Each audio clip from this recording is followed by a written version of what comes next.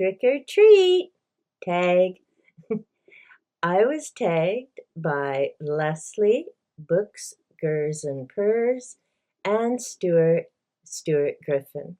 So it was perfect timing, and this will be up on, yes, Friday, October 31st, which is Halloween.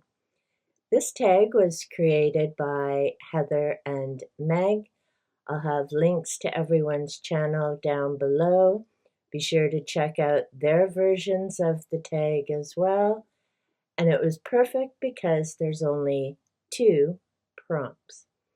Number 1 has to do with tricks.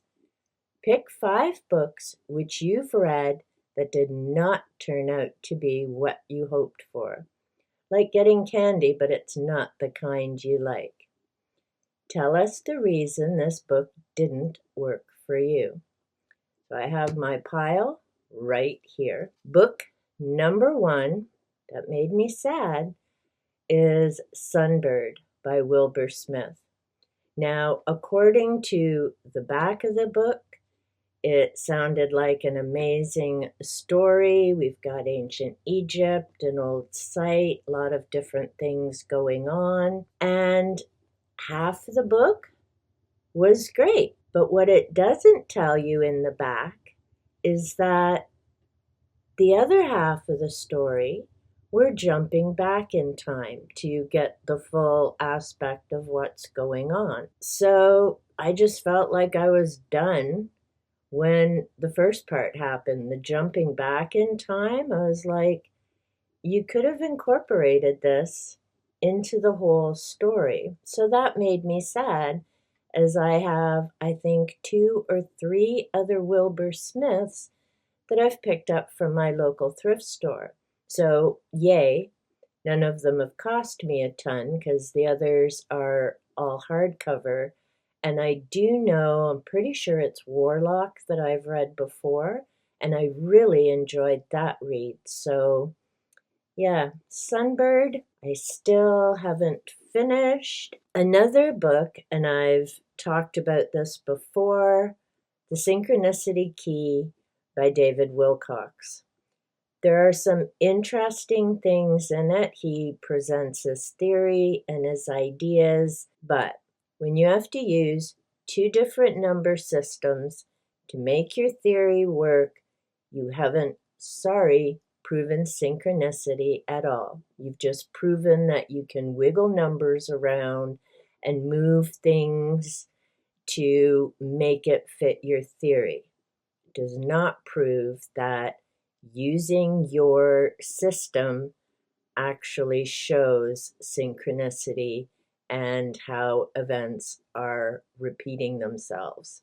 But I'll talk more about that in an upcoming video. The next disappointment was Imminent by Louise Elizondo. I have heard this name in so many books, so many videos, various things. People saying he never actually worked for the different agencies he said he did. According to this book, they finally come forward and said, yes, he did. He talks about different things he was involved in. He says he was involved with the release of the Tic Tac article that appeared, I think it was in the New York Times, and then, of course, the videos that have been seen over and over again and discussed in numerous things. There are just some things that don't fit or flow, and I'm sorry, it just doesn't jibe. For me, the big kicker was, so he's humming and hawing about whether to leave his job at the Pentagon. He and his wife, both employed, 2 children. They're humming and hawing because, of course, you can't afford to just walk away from a paying job and risk a pension being delayed. But he decides, so that he can come forward and speak about things, it's what he needs to do. That part I get. What I don't get is then he decides to move to another state for a maybe job. I'll go into more detail in a video where I talk specifically about this book, but if on one hand you're saying you can't afford to leave your job because you need two incomes, then several pages later saying you're moving to another state, meaning now you have a maybe job, your wife doesn't have a job, and you're moving to a state where it is insanely expensive to live. Getting a little dicey there, but I'll get more into that. The next disappointing read was The Greys by Whitley Strieber, and I have yet to do a video about this. If you've been watching my last few, I have talked about Whitley Strieber. He keeps coming up with different UFOs things, mainly because he has one nonfiction book out of his catalog of 46 published books. But the nonfiction is called Communion. I have a copy of that and I have yet to read it. And it's about his abduction by aliens.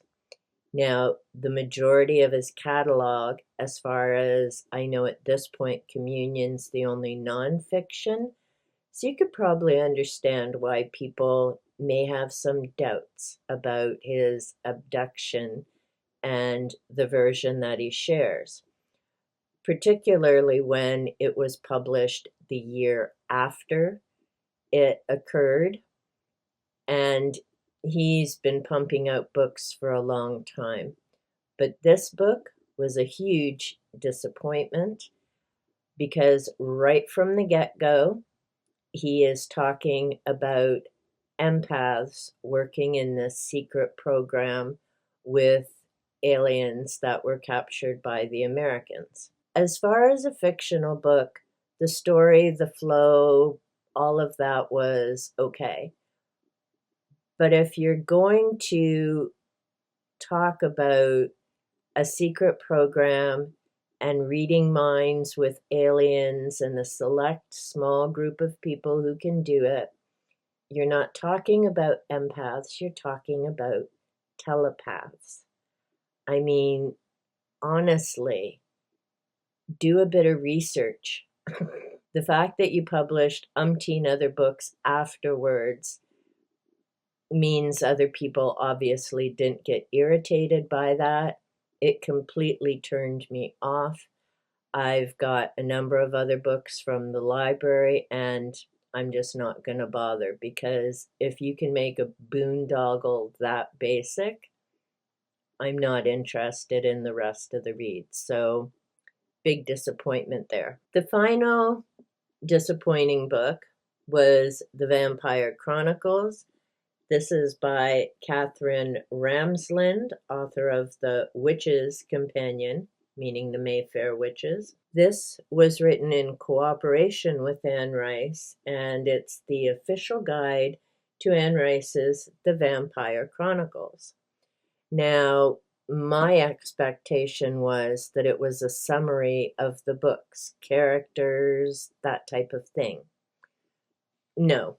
It's an A to Z dictionary, basically. If you're going to tell me it's an official guide, then I would expect that it would have been about the actual books in order. This says that it includes Memnoch, and of course there have been a number of other novels since then to the Chronicles. So number one, it's dated. Two, from the title of it, it isn't what I was expecting, so I was very much disappointed in that. The next prompt, treats. Pick 5 books which you have read that were the best reading experiences you've had. Now, I cheated a bit because I have more than 5. And I'm going to start with one of my all-time favorite reads, Dracula, My First Vampire by Bram Stoker. There are just so many things I enjoyed about this story. I know classics aren't for everybody, but I enjoyed the story, and I particularly enjoy Mina's character. I mean, when you consider this was written in the 1800s, she's a strong, independent, educated female. And in that time period, that would not have been a common thing. Women were treated very differently. So it was refreshing to read about a strong female character. And the vampire, of course, was just an interesting part to the story. Another interesting read, and there were some surprises to it, was Hunt for the Skinwalker. This is by Colum A. Kelleher, one of the scientists who did some of the research, and George Knapp, a journalist. He was just at the congressional hearings 2025 to talk about UFOs and different information. He was also involved with the ranch in Utah where some of the investigations occurred. Now, as far as the book itself and proving anything one way or the other, it doesn't. And I've done a review of this book in the past. I'll be talking more about it in the future as a number of these names and events connect in with other books I've read. But the surprise was learning about Abraham Lincoln. I mean, Lincoln is always touted as this huge individual of things that he accomplished, and he certainly did for one group. But as far as how he treated the Native Americans on the land, yeah, dude was not that amazing in regard to that particular population.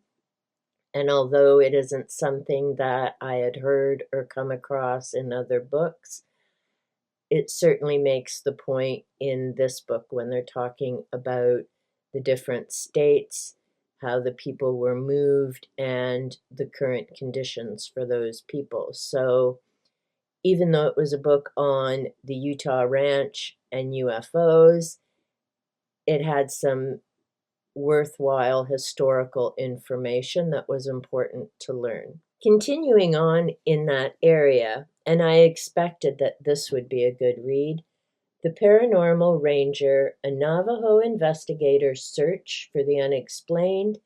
This is by Stanley Milford Jr. I'll have to go back to the Hunt for Skinwalker book. I do think this individual was mentioned there, but I was very curious to read about a Navajo ranger. The author shares that he is both Navajo and Cherokee, so he understands both of those traditions.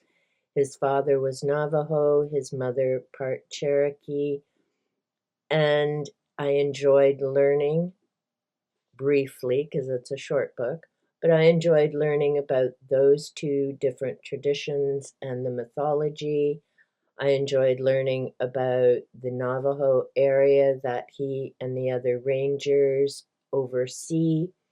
It was disturbing to learn that when he started, I think there were about 50 of them, and that number is now, if I remember correctly, below 10, even though the area, thankfully, is still quite large. For whatever reason, the people who monitor that area have been reduced to ridiculous numbers.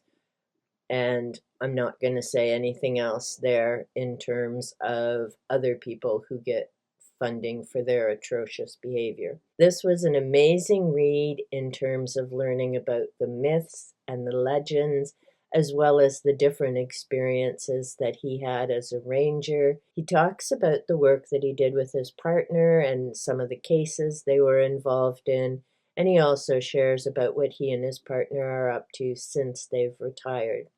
Highly recommend the read. Keeping with the paranormal and other topics, Max Brooks' Devolution. Now, I'd heard about this book from Josh, already overbooked, Steve, Heroic Book Adventures, and Kat, Ginger Bibliophile. Steve and Kat did it as a buddy read. Kat, sorry I didn't mention that before. It has been a long time since I have read a fictional Sasquatch story, and this did not disappoint. Things kick off right from the first couple of pages and keep going right until the end.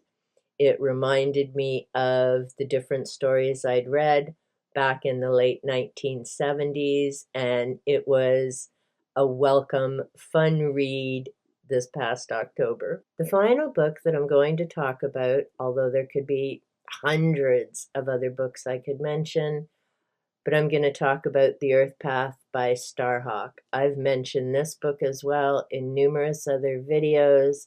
I love it. It's just an amazing, amazing book.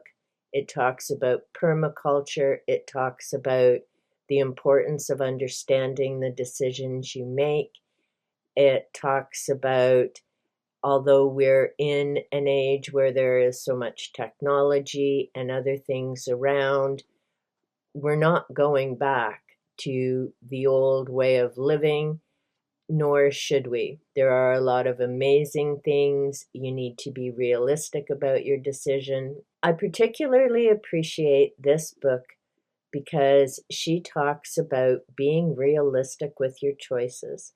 What can you afford? What is in your area and what is best for you? Not what is everybody else telling you to do, but what financially, ethically, spiritually should you be doing? For example, I have 3 composters because that is important to me. Do I go around telling everybody else they need to be composting? No. 1, because it's not feasible for some people, and 2, people need to come to that understanding on their own. I mean, I'm glad that now here in my city we have a green bin program, so even if people don't have composters in their yard, they're able to pass that organic material on where the city turns it into rich, fertile soil. Those are my 5 tricks and my 5 treats. As we're at Halloween, I'm not going to tag anybody, but if you would like to do this, because you can do this even after Halloween, please feel free to do so. If you don't have a channel, feel free to share your answers in the comments down below. Check out the creators of the tag, as well as the other channels I've mentioned. They'll all be down below as well. If you celebrate Samhain, happy Samhain. Bright blessings for the coming new year. If you're celebrating Halloween, be safe, have a good one, and enjoy. For everyone who is watching and still here, thank you. I appreciate your time. Be safe, be well, and big hugs.